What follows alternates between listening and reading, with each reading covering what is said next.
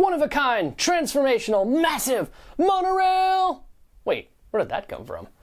Anyways, the A's and Bally's and GLPI have announced a major agreement to build a tiny 9-acre stadium on the Tropicana site on the Las Vegas Strip. What does that all mean for you if you're an Oakland A's fan, or even a Las Vegas potential A's fan?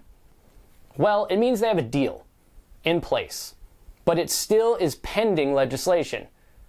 Remember when the A's had a binding deal at the Wild Wild West site? Then they backed out of it? This is the same thing. It's pending legislation.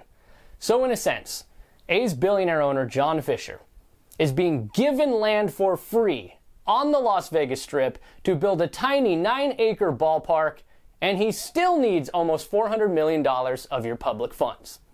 Oh yeah, and for it all to pencil out, the A's need to draw 2.5 million fans a year to a ballpark with a capacity of 30,000. Divide that 2.5 million by 81 home games, they're going to need to sell beyond the actual attendance figures of their stadium to reimburse the taxpayers to make this deal work. They could have events, other events at the ballpark that could help balance out that number, sure, absolutely. But to expect the A's to show up and sell 2.5 million tickets in their first year, when they can barely sell any tickets now, and they barely invest in their roster, it's a pretty big ask. It's a huge ask, in fact. So is this deal over with? Is this thing happening? Are they going to Las Vegas for sure? No, I'm not going to say they are. I'd say it's highly likely, maybe even 90% likely the A's end up in Las Vegas. They certainly have the inside track over Oakland at this point in time. But you have to read the fine print. You have to see what the legislature comes up with.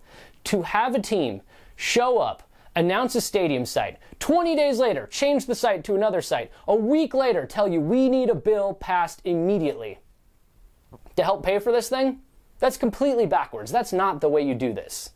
The way you should have done it is come to an agreement, get the architects on board, get some renderings, get some actual figures about how you will develop and build this ballpark, do all the studies, then ask for the legislature to give you the free money.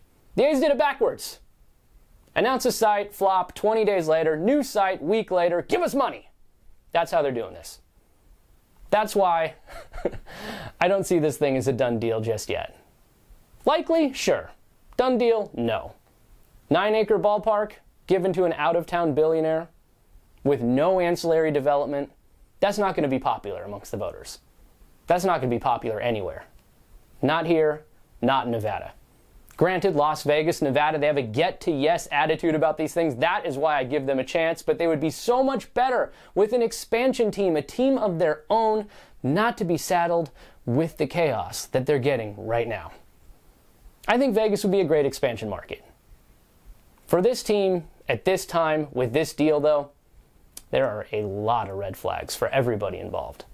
And I think that everyone's got to look real carefully at the deal before they jump on board with this thing. So what are they left with? 9 acres. Howard Terminal, Oakland, 55 acres of waterfront property. They could have built a stadium, residential, commercial, had control of the entire waterfront right there. Instead, they walked away for 9 acres on the Strip. It's interesting how rushed this seems. We'll see if they get this thing done by the end of May, when the legislative session closes.